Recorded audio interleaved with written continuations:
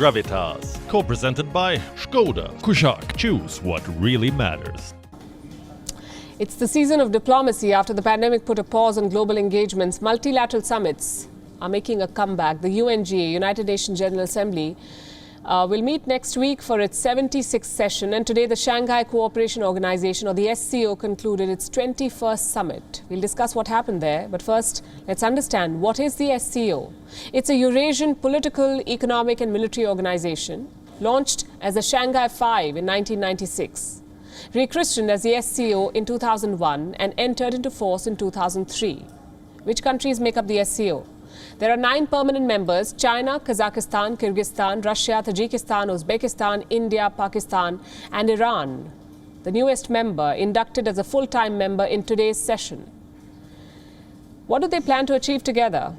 A lot of things, they say, like looking at security issues, resolving border disputes, military cooperation, intelligence sharing, combating terrorism, countering American influence in Central Asia. That's what they say. It's one of the primary aims of this body, and why wouldn't it be? The SCO is, after all, the brainchild of China, Shanghai Cooperation Organization. For 2 decades, it has served as an effective tool for Chinese foreign policy. It's been used to facilitate China's rise as an Asian giant. Only that the Chinese president was not physically present at today's summit. He attended it virtually. What's keeping him so busy? Perhaps the crackdown in Hong Kong or the incursions in Taiwan. We don't really know. What we know is that Xi Jinping has not set foot outside China for 1 year and 8 months now, 600 days to be precise. A dozen gatherings and summits have taken place during this period. The Chinese president has attended all of them via video link. Now, we understand he loves his country a lot, but his reluctance to head overseas is quite interesting. What does he fear? Tough questions, perhaps, awkward encounters, backlash over the Wuhan virus, a snub on a global platform? We can't really say for sure. Just look at the statement that he made at the summit today. Xi Jinping told SCO leaders that they must reject, quote-unquote, condescending lecturing. Let me quote the full sentence. We should maintain firm confidence in our systems, reject condescending lecturing, and firmly support countries in exploring development paths and governance models that are compatible with their national conditions. If asking questions on the origin of the pandemic is condescension, then so be it. Here's something else that the Chinese president said, which left many wondering if he was talking about China itself. Let me quote again. Power may win for the time being, but justice will prevail for the long run. Acting from a so-called position of strength is not the way to handle international affairs. An hegemonic, domineering and bullying act should be firmly rejected. That's rich coming from China. Hegemonic, domineering, bullying acts. That's the Chinese president for you. The Prime Minister of Pakistan also attended the same summit, not virtually. He went there in person. He finally perhaps found a jet on loan. What words of wisdom did Imran Khan share at the summit? I'll quote again. We must resist any drift towards bloc politics and stress that peaceful coexistence and cooperation, not confrontation, should be the main drivers of global politics. Coexistence, cooperation, says Pakistan. I won't even try to explain the irony behind this. Imran Khan also acted as an emissary for the Taliban. He said that they have established a new reality in Afghanistan. He said they did so, and I'm quoting, the Taliban did so without bloodshed, without civil war, and without the mass exodus of refugees. Perhaps this is what the Pakistani media reported. So we won't blame Imran Khan for lying through his hat. Coming back to the summit, the president of Russia was also in attendance, again via video link.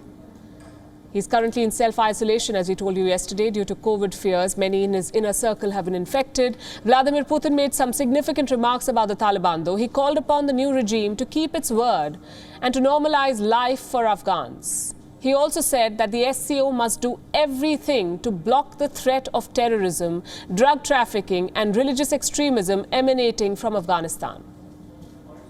Нам важно It seems that, first of all, it is important for us to use the potential of the organization in order to provide all possible assistance to the start of an inclusive inter-Afghan peace process, and at the same time to do everything to block the threats of terrorism, drug trafficking and religious extremism emanating from this country.